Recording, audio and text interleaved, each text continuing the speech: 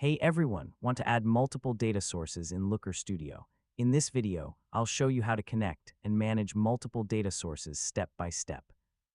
Yeah, using multiple data sources helps you combine information from different platforms and create more powerful dashboards and reports. First, open your web browser and go to Looker Studio. Sign in with your Google account and open an existing report or create a new one. Make sure you have access to the data sources you want to connect. Next, open your report and click the resource menu at the top. From the menu, choose Manage Added Data Sources. This section allows you to view and control all data connections used in your report. Now click the Add a Data Source button.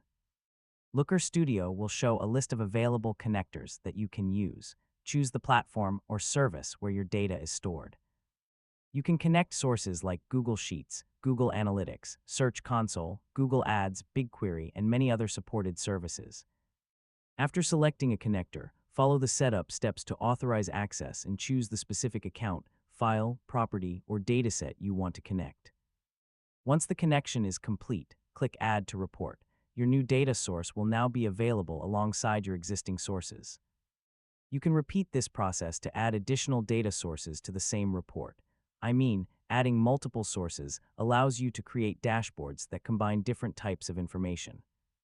After adding multiple sources, you can use each source separately in different charts or blend data together when you need to compare information from multiple platforms. Make sure each data source is working correctly by checking the available fields, metrics, and dimensions before creating your visualizations. So proper setup helps prevent missing or incorrect data in your reports.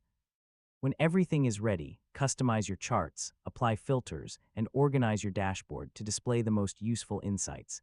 And that's how you add multiple data sources in Looker Studio. By connecting different platforms, you can build detailed reports that give you a complete view of your data. Thanks for watching, and don't forget to like the video and subscribe for more easy technology guides.